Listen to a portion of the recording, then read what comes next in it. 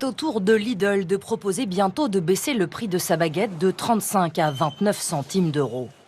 Le patron de l'enseigne ne cautionne pas cette démarche commerciale, mais se dit forcé et contraint de s'aligner sur son concurrent Leclerc.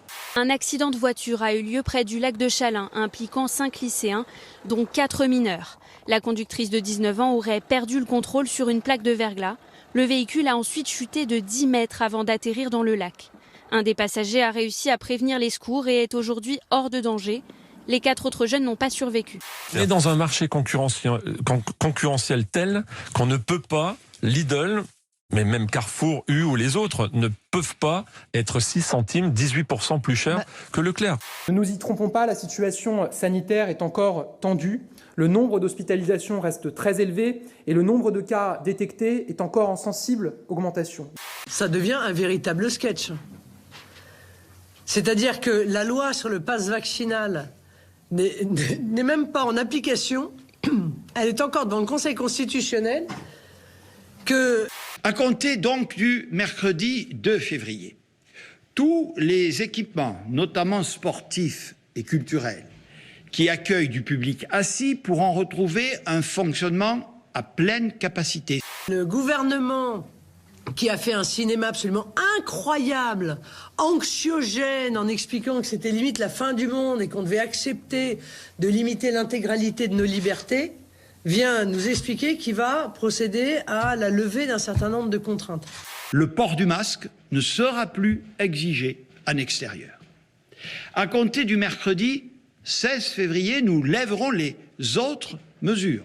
Le patron des députés européens RN à Strasbourg, il s'appelle Jérôme Rivière, a rejoint Éric Zemmour. Il était le porte-parole de Marine Le Pen. Il y a une espèce de vent de mercenariat dans la vie politique française qui ne touche pas d'ailleurs que le Rassemblement national, puisque les LR en sont eux aussi victimes, puis sûrement d'autres mouvements de gauche dont on s'intéresse moins au fonctionnement.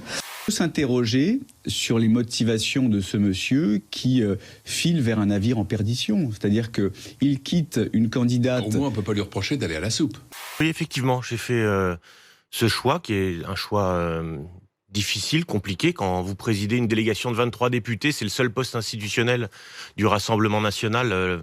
Quelque part, la place est bonne, la place est chaude, si je puis dire. Jérôme Rivière avait nourri une aigreur incontestable, car il espérait des postes au sein du Rassemblement national que je considérais qu'il ne pouvait obtenir. Vous êtes un aigri, un profil aigri, voilà ce que dit l'entourage de Marine Le Pen, et que ce n'est qu'une vicissitude de campagne de vous perdre. Bien sûr, je comprends. Vous savez, quand on prend un choc politique de cette nature-là, on cherche des explications. Il faut toujours garder à l'esprit qu'il y aura aussi le moment où il faut être capable de se rassembler, notamment au second tour, avec un objectif principal, empêcher Emmanuel Macron d'être élu. Alors là, on n'en est pas du tout. Sachant que tout ça intervient au moment où les syndicats appellent à une nouvelle journée de mobilisation qui devrait avoir lieu jeudi.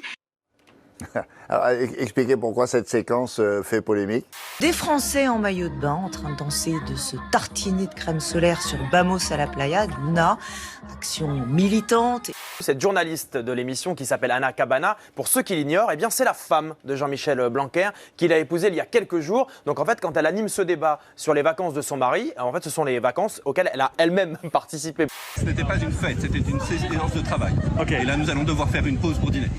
Très bien, et vous allez repartir après Et après nous travaillons d'arrache-pied jour et nuit pour les Françaises et les Français et pour les écoles.